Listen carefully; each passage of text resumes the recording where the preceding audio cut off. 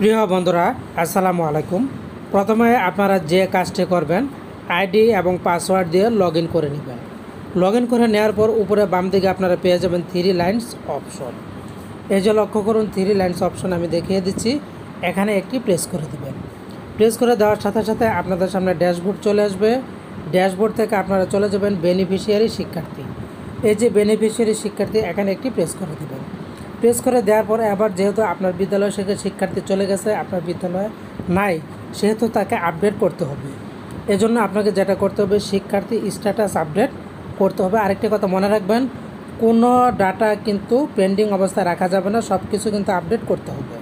তো এখান থেকে আপনি শিক্ষার্থী স্ট্যাটাস আপডেট এখানে একটি প্রেস করে দেবেন, আপনার সামনে তালিকা চলে আসবে।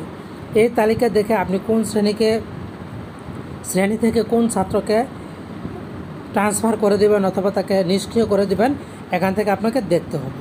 তো ধরুন আমি প্রথম শিক্ষার্থী দিয়ে দেখাচ্ছি, এজন্য আপনারা ডান পাশে পেয়ে যাবেন কলমের মতন অপশন।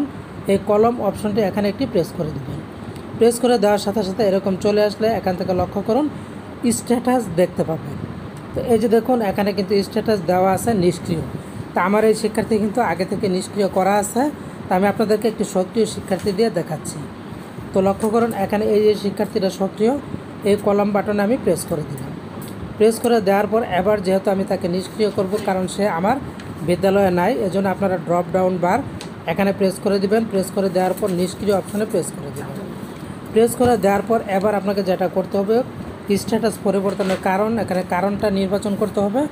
ড্রপ ডাউন বারে প্রেস করে দেবেন। দেখুন এখানে ডুপ্লিকেট, মৃত্যু, কর্মসূচির বাইরে বদলি, শেষ একাডেমিক স্তর ক্লাস 8, শেষ একাডেমিক স্তর ক্লাস 10, নিখোঁজ ও অন্যান্য। তো আমি এখান থেকে দিয়ে দিলাম যে আমার এই শিক্ষার্থী কর্মসূচির বাইরে বদলি, এটা সিলেক্ট করে দিলাম। এরপর এখানে আপনাকে যে কাজটা করতে হবে, এখানে নিষ্ক্রিয়তার একটা মন্তব্য দিতে হবে, কেন তাকে নিষ্ক্রিয় করতে চাচ্ছেন। এজন্য এখানে প্রেস করে দিয়ে এখানে আপনি কিন্তু মন্তব্য লিখে দেবেন।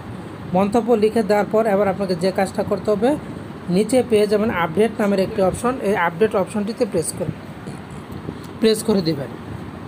এই আপডেট অপশানে যখন আপনি প্রেস করে দিবেন, আপনার এই শিক্ষার্থীটা কিন্তু আপডেট হয়ে যাবে। এভাবে মূলত যে সকল শিক্ষার্থী বিদ্যালয় ছেড়ে চলে গেছে, আপনার বিদ্যালয়ে নেই, বদলি হয়ে গেছে, তাদেরকে এভাবে আপডেট করে দেবেন। তো বন্ধুরা, আশা করছি এই বিষয়টা আপনাদেরকে বোঝাতে পেরেছি। তাহলে ভালো থাকুন, ধন্যবাদ।